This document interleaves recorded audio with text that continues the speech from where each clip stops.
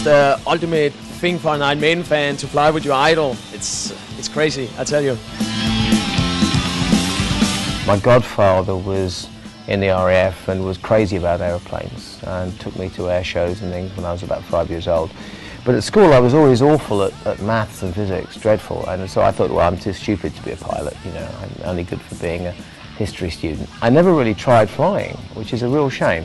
On the other hand, it's probably good for Iron Maiden fans, because I think if I'd discovered flying before I discovered music, I'd probably never have become a musician. I started off you know, years ago getting a private pilot's license, and then the only way I could get to fly bigger and more complicated aeroplanes was to get a job, because I can't afford to go and hire an airliner, and I'm not John Travolta, so I can't buy my own.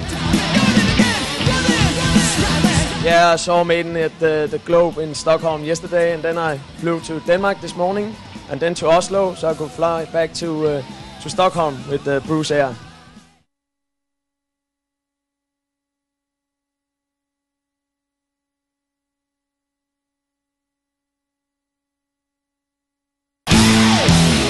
Hello, how's that? If the cameramen can all sit down, you can all have a look at me. Now, we've also got to do something called a head count, so if there's anybody here with 2 heads, just let me know. I can't see anybody yet, but being Vikings, you never know. The gig's going to be great tonight. It was great last night, and the fact that you're coming is going to make things even better. You'll have a great time.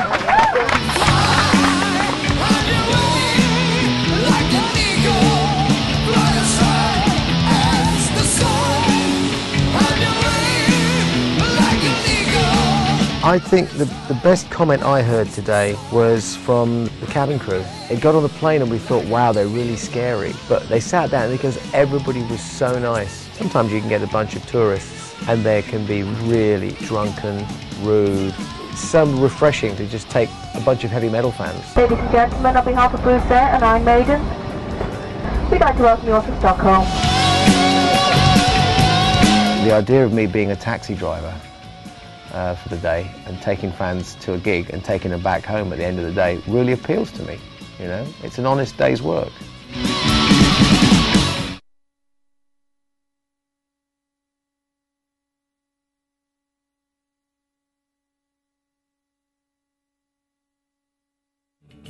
To meet Bruce in person is an experience that can't be described with words.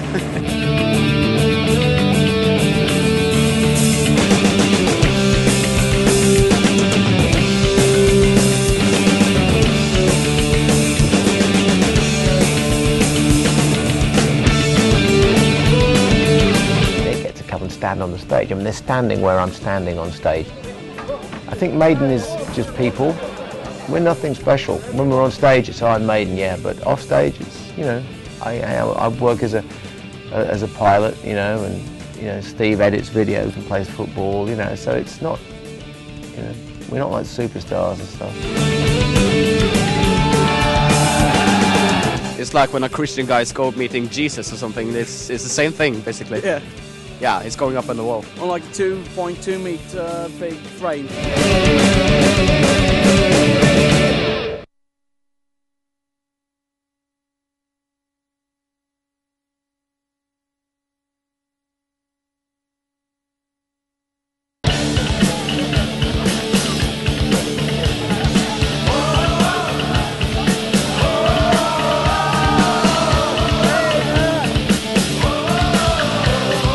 I hate it when people think the whole thing is all about limousines and it's all about Guns N' Roses limo lifestyle type crap.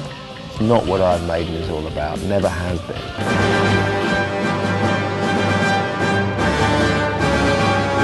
Iron Maiden's about life, and although we write a lot of songs about war and destruction and stuff like that, things which are pretty sad, there's always optimism, there's always some hope. Everything still goes on.